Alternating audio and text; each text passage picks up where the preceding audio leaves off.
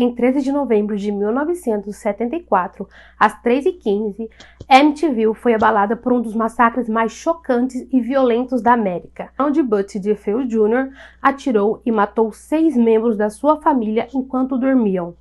Mas será que essa é a verdadeira história?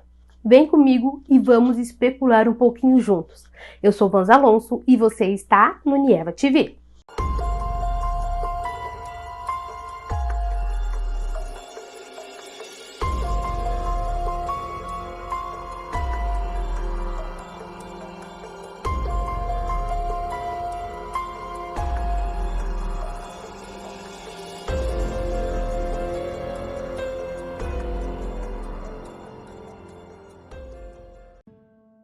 Na década de 70, Amityville era uma pequena vila dos Estados Unidos localizada a alguns quilômetros de Nova York.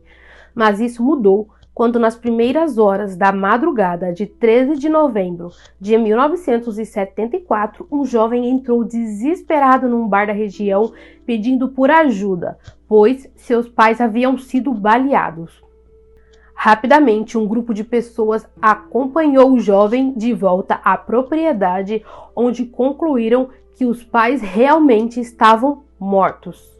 A polícia foi acionada para o endereço 112 Ocean Avenue, que ao terminar as buscas encontraram 6 corpos, todos de bruços em suas camas, sem sinais de lutas ou sedação. De imediato, já isolaram e protegeram o único sobrevivente do massacre, Butch DeFeo, pois o crime supostamente poderia estar relacionado com a máfia italiana, já que a família era italiana e o avô tinha umas conexões suspeitas. As vítimas, o casal Ronald e Louise DeFeo, de 43 e 42 respectivamente, e 4 dos seus filhos, Dawn de 18, Ellison de 13, Mark com 12 e o caçula John com 9 anos. Todos eles foram baleados com um rifle modelo Marlin. Ao ser interrogado já na delegacia, Butch negou seu envolvimento em um primeiro momento. Logo, no dia seguinte, ele confessou a sua participação e acusou alguma entidade maligna que o influenciou a matar. Durante todo o processo de julgamento, seu advogado alegou que o rapaz de 23 anos sofria de problemas psiquiátricos, usava drogas psicoativas e ouvia vozes que o induziam a matar. Porém, não foi o suficiente para o tribunal e o jovem foi condenado a 150 anos de prisão. Mas foi aí que as coisas começaram a ficar um pouco estranhas, surgiram inconsistências e versões novas do caso. A primeira delas era que Butch não poderia ter matado sozinho toda a sua família sem acordar ao menos uma das vítimas ou os vizinhos. Foi provado que ele não usou silenciador, então os barulhos provavelmente incomodariam alguém. Possivelmente poderia ter tido a ajuda de amigos e até de um membro da família, mas especificamente sua irmã Dawn, que, acredite ou não, foi periciada e apresentou traços de pólvora na sua camisola, como se ela também tivesse usado a arma. Mas por que 2 irmãos planejariam o massacre da própria família? Segundo relatos de pessoas próximas aos DeFeos, o patriarca da família Ronald tinha caráter explosivo, maltratando a esposa e os filhos, principalmente Butch, que era o mais velho e vivia em más companhias. Na noite anterior ao crime, a família possivelmente teve um desentendimento com o pai e os 2 irmãos mais velhos se reuniram com amigos no quarto vermelho, um cômodo secreto dentro da casa, e assim planejaram tirar a vida dos pais, poupando os irmãos mais novos. De acordo com Butch, a ideia veio de Dawn e ele somente concordou. Conforme o plano, um dos amigos ficou de guarda e os irmãos DeFeo e mais um amigo foram ao quarto de Ronald e Louise e os mataram com 2 tiros cada um. O amigo, nesse meio tempo, havia se desesperado e fugiu. Enquanto Butch ia atrás do jovem, as crianças acordaram e Dawn decidiu que devia matá-los para evitar testemunhas futuras. Ela os fez deitar de bruços para evitar ter que olhar em seus olhos enquanto morriam. Butch retornou à casa e ficou chocado com a atitude da irmã e, no meio de uma discussãozinha, acabou desmaiando a irmã. Enquanto ela permanecia inconsciente na cama, Butch atirou na cabeça da irmã. Em outra versão mais atualizada, Butch acusou a mãe de ser a responsável pela chacina, mas essa possibilidade logo foi descartada porque não tinha provas concretas contra isso. Em uma versão discreta, a casa era maligna e o pai Ronald, sabendo disso, havia buscado um exorcista alguns meses antes para expulsar as entidades que estavam ali afetando seu filho mais velho de forma totalmente negativa. O Ronald pai comprou também diversas estátuas de proteção e rodeou toda a casa com elas. Mas, com toda a imprensa em cima da polícia, alguém precisava ir preso e não importava se a história era consistente ou não. Ronald Jr. foi o provável e único assassino na época, sendo preso e perdendo assim a herança da família, incluindo a casa em Amityville. Mas alguém teve a brilhante ideia de lucrar e vendeu a casa por um valorzinho bem abaixo do mercado. E tcharam! A nova família se mudou em dezembro de 1975. Conheçam os Lutz, George, Kathleen e seus 3 filhos, Daniel, Christopher e Melissa. Mesmo sabendo do horror que ali havia acontecido no passado, eles resolveram utilizar alguns dos móveis antigos dos donos, incluindo as camas onde eles foram mortos. Eu particularmente não entendo como uma pessoa, família em sã consciência faria algo do tipo. Eu não gosto nem de entrar na casa das pessoas desconhecidas, que eu tenho medo já de trazer algum tipo de encosto comigo. Imagina eu morar e ainda dormir nos lugares com essa vibração bem pesada. Mas enfim.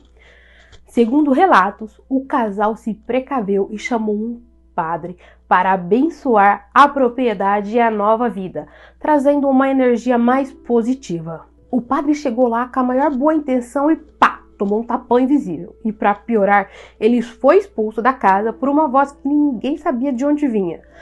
A família foi aconselhada pelo religioso a não ficar no local. Mas alguém seguiu a recomendação? Não, claro que não. E conseguiram se manter na propriedade por recordes 28 dias, quando saíram desesperados e nem seus pertences levaram, pedindo para um caminhão de mudança voltar e pegar os itens, porque aquela família nunca mais colocaria os pés naquela propriedade.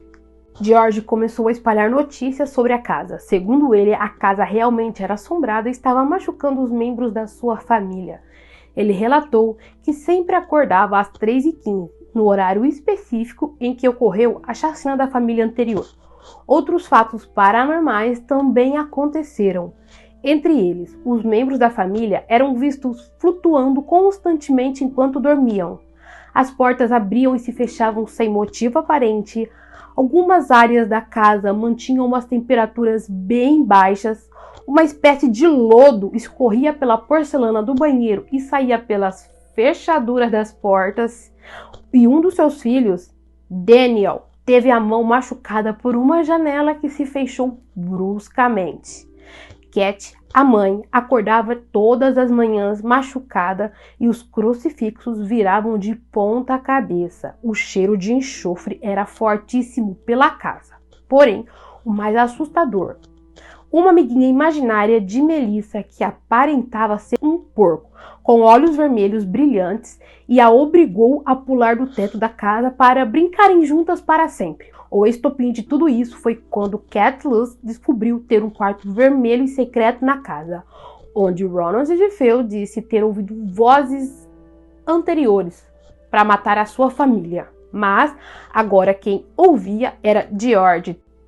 Aproximadamente 2 meses após os Lutz terem fugido, uma equipe de televisão e um grupo de experts em atividade paranormal, incluindo os famosos Ed e Lorraine Warren, foram até a casa. Em meio a essa investigação, conseguiram tirar uma foto onde aparece uma criança e que de primeiro momento parece muito com o caçula dos DeFeos, John.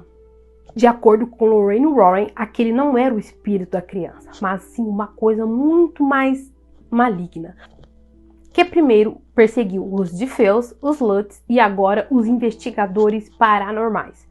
Depois disso, os Warrens não quiseram nunca mais retornar àquela casa e disseram ser impossível mandar as criaturas que ali habitavam de volta para o seu lugar. Muitos se perguntam, será que tudo isso, desde as alegações de Ronald, os Lutz e os investigadores, não foi marketing para a venda de livros e filmes?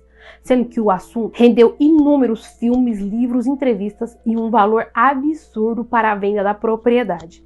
Em 2002, foi publicado pelo escritor Rick Osuna o livro que, numa tradução livre, seria Reinvestigando os Assassinatos em Amityville. Nesse livro, o escritor explica que mesmo que a polícia acreditasse ter envolvimento de mais pessoas no crime, eles só acusaram o filho mais velho porque a necessidade de fechar o caso era enorme e tinham que achar um culpado o mais rápido possível, já que a imprensa e toda a população estava em cima. A famosa casa foi reformada e vendida algumas vezes. 4 famílias habitaram a propriedade durante esses anos. A maioria se mudou porque não aguentavam os turistas e curiosos que rodeavam a casa diariamente. Segundo eles, nunca houve nada de estranho na propriedade, mas as más línguas falam, e como falam. De acordo com alguns teóricos da conspiração, essas 4 famílias eram ocultistas e tinham grande relação com, digamos, com a estrela da manhã. Espero que vocês tenham entendido essa referência. Meu pai não gosta muito que eu falo algumas palavras um tanto pesadas. Já Ronald DeFeo faleceu com 69 anos no dia 12 de março de 2021. Ele continuava preso e até hoje não foi tão bem esclarecido esse caso.